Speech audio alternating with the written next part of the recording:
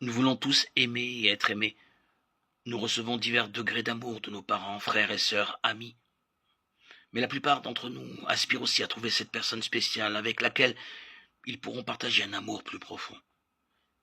Trouver le véritable amour peut sembler incroyablement difficile, et nous ne comprenons pas souvent pourquoi il est important de se poser la question de sa propre définition du véritable amour. Comprendre ce qu'on entend par là nous aide à comprendre ce que nous cherchons et pourquoi nous le trouvons ou pas. Beaucoup de sociétés ont une conception très libre de l'amour, qu'elles associent souvent à des sentiments intenses, mais égocentriques et dénués d'engagement. Beaucoup de films et de séries télévisées mettent en scène des personnages qui obéissent à leurs pulsions et ont des rapports sexuels avant le mariage.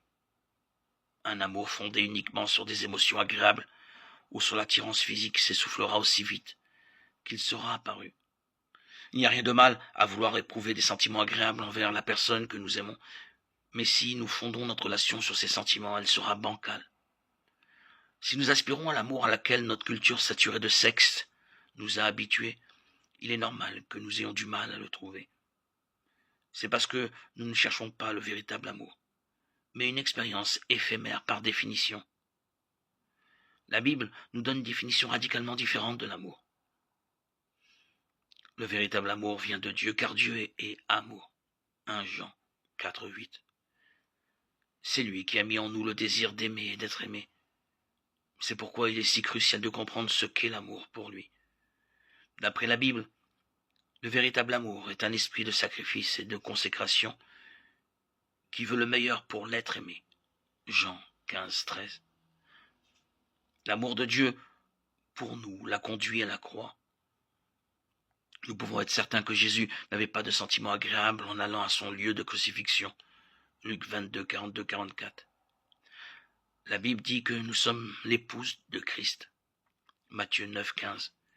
Éphésiens 5, 32. Le romantisme est censé mener au mariage et grandir parallèlement avec l'engagement. Genèse 2, 24. Il doit être enraciné dans l'amour sacrificiel. Éphésiens 5, 22, 25, 28. Un certain nombre d'éléments peuvent nous empêcher de trouver le véritable amour selon le plan de Dieu. Nous pouvons faire l'erreur de penser qu'il n'y a qu'une seule bonne personne pour nous et donc craindre de la rater. Si nous attendons notre parfaite âme sœur, nous attendrons longtemps. La personne que nous décidons d'épouser devient de ce fait la bonne personne pour nous parce que nous nous engageons à passer notre vie avec elle. La Bible réduit notre champ de recherche. Notre véritable amour doit être un croyant consacré au Seigneur. 2 Corinthiens 6, 14, 15. Au-delà de ce principe fondamental, Dieu nous donnera la sagesse et le discernement requis pour choisir la bonne personne. Jacques 1, 5. Les conseils d'amis sages et pieux qui nous connaissent bien peuvent également nous être utiles. Nous pouvons aussi faire l'erreur de penser que notre bonheur dépend d'une autre personne. Seul Dieu peut nous remplir pleinement. Nous n'avons pas besoin d'amour romantique pour cela. Aucun de nous n'est parfait et il est irréaliste et malsain de s'attendre à ce qu'un autre être humain parfait réponde à tous nos besoins. De plus, nous serons forcément déçus.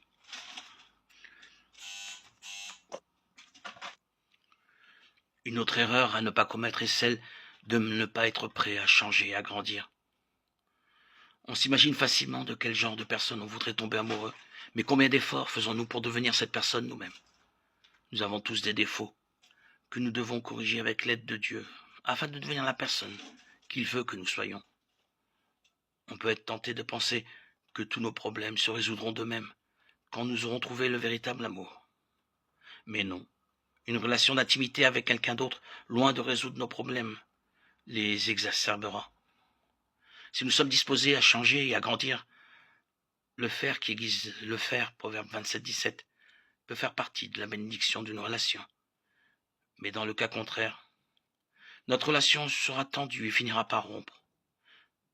Cela ne veut pas dire que tous nos problèmes personnels doivent être résolus avant que nous puissions nous marier, mais nous devons prendre l'habitude de demander à Dieu de nous montrer ce que nous devons corriger dans notre vie. Psaume 139, 23. En devenant la personne que Dieu veut que nous soyons, nous serons mieux préparés pour une relation dans tout ce que cela implique. L'amour et le mariage ne doivent pas être pris à la légère. Il vaut mieux faire attention que de prendre une décision précipitée.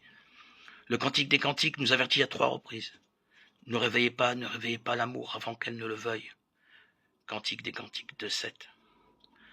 Le moment de Dieu est toujours le meilleur. Nous savons que Dieu comprend notre aspiration à trouver le véritable amour.